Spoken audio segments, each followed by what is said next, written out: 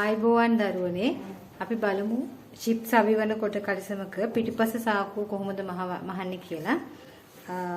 මේකේ මුලින්ම අපි මේ කලිසමේ පිටිපස පළුවට ඩාට් එකක් එනවා. අපි ඩාට් එක මහපු තැන මෙතන කියලා හිතමු. ඩාට් එක මහපු තැන මෙතන නම් මේ ඩාට් එකේ ඉඳන් දෙපැත්තට තමයි අපි සාක්කුවේ පළල ලකුණු කරන්නේ. එතකොට ඒක ලොකු කෙනෙකුගේ ගණන් අපි මේ පැත්තට දෙකමාරයි මේ පැත්තට දෙකමාරයි මුළු සාක්කුවේ පළල පහක් විදියට ගන්න. ඒක පොඩි කෙනෙකුගේ නම් එයාගේ සයිස් එක විදියට මෙතන වෙනස් වෙනවා. එතකොට මේ සාක්කුවේ පළල අපි ලකුණු කරන්නේ මේ ඩාට් එක මහපු තැන ඉඳන් දෙපැත්තට. මේ විදියට ලකුණු කරලා පහළට අඟල් භාගයක් ලකුණු කරලා මේ විදියට ඍජු කෝණාශ්‍රයක් ඇඳගෙන ඒක හරියට සමාන කොටස් දෙකකට වෙන් කරනවා. ඒ කියන්නේ මේ එක කොටසක් අඟල් කාල වෙන. ඊට පස්සේ මේ කෙලවර මේ විදිහේ හැඩයක් ඇඳ ගන්නවා. ඊළඟට අපිට මේක මහන්න ඕනේ මේ වගේ රෙදි කොටස් දෙකක්. මේක සාමාන්‍යයෙන් අඟල් 4ක් වගේ පළල. මේකේ දිග ගන්න අපි මේ සාක්කුවේ පළලට වඩා අඟල් 2ක් වැඩියෙන්. දැන් මෙතන සාක්කුවේ පළල අඟල් 4යි නම් අපි මේ රෙදි කොටසේ දිග ගන්න ඕනේ අඟල් 6ක්. පළල අඟල් 4යි. මේ විදිහ රෙදි කොටස් දෙකක් අපිට ඕන වෙනවා. මේ වගේ රෙදි කොටස් දෙකක් ඕන වෙනවා. ඊට පස්සේ සාක්කු රෙදි කෑල්ලක් ඕන. සාක්කුවේ යටට එන සාක්කු රෙදි කොටස මේක අපිට වෙන පාටක වුණත් ගන්න පුළුවන්. මේකෙත් පළල ගන්න අපි මේ ගත්ත මේ රෙදි කොටසේ පළලට සමාන වගේ. ඒ කියන්නේ මේ සාක්කුවේ පළලට වඩා අඟල් 2ක් වැඩියෙන් තමයි පළල ගන්න. දිග අපිට ඒ සාක්කුව අනුව අවශ්‍ය දිගක් ගන්න පුළුවන්. එතකොට මේ සාක්කුව යට රෙදි කොටසට අල්ලන්න තවත් අපිට මේ විදිහේ රෙදි කොටසක් ඕන වෙනවා. එතකොට ඒකෙත් පළල සාමාන්‍යයෙන් පළල ගන්න අපි මේ සාක්කු රෙදි කොටසේ පළලමයි. මේ පළලට සමාන පළලක් ගන්න ඕනේ. පළල මේ අතට උස ගන්න පුළුවන් අඟල් 3ක් විතර. අඟල් 3ක් වගේ පළල. මේ අතට සාක්කුවේ පළලට සමාන පළලක් තියෙන තව රෙදි කොටසක් මේකට ඕන වෙනවා. දැන් මුලින්ම අපි මේ සාක්කුවේ මේ හැඩය ඇඳ ගන්න ඕනේ. ඇඳගෙන අපි ගත්ත මේ පොඩි රෙදි කොටස් දෙක මෙහෙම දෙකට හරියටම නාවලා හොඳට අයන් කරලා මේ සාක්කුවේ හැඩේම මේ විදිහට මෙහෙම තියන්න. මෙහෙම තියලා මේ සාක්කුවේ පළලම මෙහෙට මෙහෙම ලකුණු කරගත්තා. මේ ඉර ඇඳගත්තා. මේ ඉරට සමාන ඉරක් මේ විදිහට කුගුල තියලා මේ ඉරම මේ විදිහට ඇඳගන්න. මේ රෙදි කොටසත් මෙහෙම දෙකට නැවුවා. ඒක මේ පැත්තෙන් මෙහෙම තියාගන්න.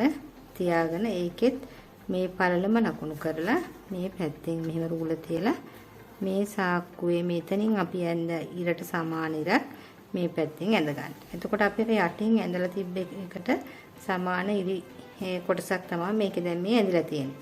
මුලින්ම අපි මේ එක කොටසක් අයින් කරලා මේ එක කොටසක් මේකට තියලා මෙහෙම මහන්න ඕන.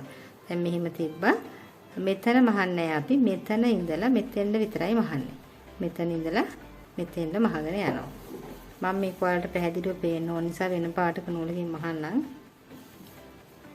මෙන්න මේ විදිහට මහම් පාරක් ගහගෙන යන්න ඕනේ. එතකොට ඔයාලා කලිසමේ පාටම නූලක් භාවිතා කරන්න මම පැහැදිලිව පේන්න ඕන නිසා වෙන පාටක නූලක් භාවිතා කරලා තියෙනවා. ඊට පස්සේ අපි ඊටු රෙදි කොටසක් ගත්තා. ඒක මේ විදිහට මෙහිම ගන්න තියාගෙන මේකත් අපි මෙතන ඉඳලා මෙතෙන්ද මහගෙන යනවා.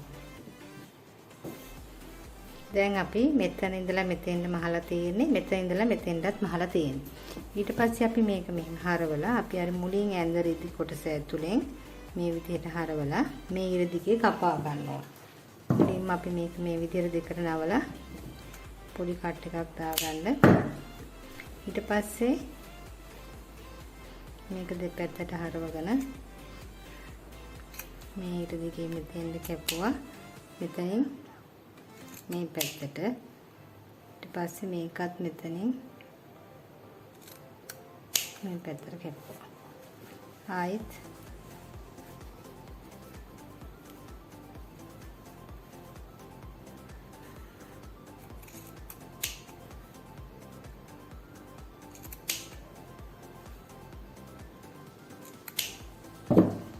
මේ විදිහට කපාගෙන මේ රෙදි කොටස් දෙකම මේ සිදුරෙන් ඇතුල් පැත්තට ගන්න.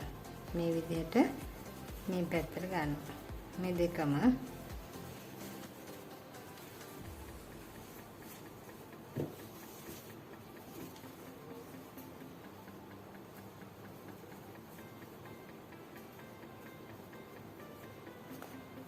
එතකොට ඔයාලට පේනවා ඇති මේ ත්‍රිකෝණාකාර රෙදි කොටස් දෙක තියෙනවා. ඒ දෙක මෙහෙම දෙපැත්තට හරවන්න. දෙපැත්තට හරවලා අපිට දැන් මෙතන කැමති විදිහේ සාක්කු වැඩයක් හදා ගන්න පුළුවන්. අපිට මේ වගේ එක පැත්තක් විතරක් ගන්න ඕන නම් අපි මේකේ මේ එක කොටසක් විතරක් මේ විදිහට නවලා මේ රෙදි කොටස සම්පූර්ණයෙන්ම මේ පැත්තට හරවනවා. උඩ රෙදි කොටස සම්පූර්ණයෙන්ම හරවලා මේ යට රෙදි කොටස මේ අඟල් භාගේ සම්පූර්ණයෙන් වෙහෙන විදිහට මෙහෙම හරව ගන්නවා. එහෙම හරවුවාන් පස්සේ අපිට මේ විදිහ එක කොටසක් විතරක් ගන්න පුළුවන්. මේ විදිහට එක කොටසක් විතරක්. අපිට දෙපැත්තෙන්ම ගන්න ඕන නම් අපි මේ රෙදි කොටසත් මේක වටේට මේ පැත්තට හරවනවා. මේ රෙදි කොටසත් මේ ටික මෙහෙම තියෙන්නේ මෙහෙම හරවනවා. එතකොට අපිට මේ විදිහට කොටස් දෙකක් ගන්න පුළුවන්. මේ විදිහට දෙකක් ඕන නම් දෙකක්, එකක් ඕන නම් එකක්. ඒ විදිහට හොඳට අයන් කරගන්න ඕනේ. දැන් මේ විදිහට හොඳට අයන් කරගත්තට පස්සේ මේ වටවටම මේ විදිහට මැහුමක් ගහගෙන යන්න ඕනේ. එතකොට මෙතන අපිට කැමති විදිහට පුළුවන් එක පොටක් විතරක් ඕන නම් මේ සම්පූර්ණ එක විතරක් උඩට එන්න ගන්න පුළුවන්. නැත්නම් මේ විදිහට දෙකක් එන්න ගන්නත් පුළුවන්. ඊට පස්සේ අපි මේ පැත්තෙන් අපි මේ කපාගත්ත සාක්කු රෙදි කොටස මේ යට කොටසට අල්ල ගන්නවා. මේ විදිහට මේ යට කොටසට සාක්කු රෙදි කොටස අල්ල ගන්නවා. මේ විදිහට සාක්කු රෙදි කොටස අල්ල ගත්තට පස්සේ මේ රෙදි කොටස අපි මේ විදිහට තමයි උඩට ගන්න. බෑන්ඩ් එකෙන් තමයි මෙතන ඇල්ලෙන්නේ. දැන් එතකොට ඔයාලට පේනවා පුතා මෙතන සාක්කුවට මෙහෙම අත දාන වෙලාවෙදී අපිට මේ යටින් දාපු සාක්කු රෙදි කොටස තමයි පේන්නේ. ඒක නිසා අපි කරන්නේ මේ රෙදි කොටස මේ විදිහට ඉන රේඛාවටම නවාගෙන මේ රෙදි කොටස මෙහෙම තියෙන එක මේ ඉන රේඛාවටම නවාගෙන ඊට පස්සේ අපි මේ සාක්කුව එන තැන මේ විදිහට මාක් එකක් දාගන්නවා. දාගෙන මේක අයින් කරලා මේ අපි කපාගත් ඉතිරි රෙදි කොටස මෙතෙන්ද තියලා මේ පැත්තෙමුයි මෙහෙමක් දානවා. මේ විදිහට මහගන්න. දැන් අපි මේ මහගත් එකේ එතකොට මෙතෙන් මේ රෙදි කොටස ඇල්ලුව නිසා මේක මෙහෙම නැවුවාම මෙතනින් අපිට සාකුරත් දැම්මම සාක්කුමයි සාක්කු රෙදි කොටසක්මයි කලිසන් රෙදි කොටසක්මයි පේන්නේ. දැන් ඊට පස්සේ අපි මේ සාක්කුව මේ විදිහට හරවලා මෙතනින් මේ කොටස් දෙක මෙහෙම එකතු කරලා මේ හරියෙන් මෙහෙම රවුමට කපන්න. මේ මුල්ල විතරක් මේ විදිහට රවුම් කරගන්නවා. එතකොට අපිට මේ හැඩේ සාක්කුවක් එන්නේ. එතකොට අපිට තියෙන්නේ මේ ටික ඔක්කොම අහුවෙන්න මේ වටට මැහුමක් ගහගෙන යන රෙදි සාක්කු රෙදි කොටසට විතරක් කලිසම් පළුව අහුවෙන්නේ නැති වෙන්න මේ සාක්කුව විතරක් මේ වටට අපි මැහුමක් ගහගෙන යනවා. එතකොට මේ විදිහට සාක්කුව වට මේ විදිහට මැහුමක් දාගෙන යන්න. අපිට මේ විදිහට පිටිපස්ස සාක්කුව හදා ගන්න පුළුවන්. දැන් මෙතන පුතා මේ විදිහට මෙතනින් සම්බන්ධ වෙලා නැහැ මේ සාක්කුව. මේ විදිහට තියෙන්නේ. ඒ නිසා අපි මෙතනත් මෙහෙම තියේදී මෙතන ඉඳන් මෙතෙන්ටත් මැහුමක් ගහගෙන යන්න ඕනේ. නැත්තම් සාක්කුවේ මෙතනින් දැම්මොත් මේ පැත්තට සිදුරක් තියෙනවා. මේ සිදුරක්නේ තියෙන්නේ මෙතනින්.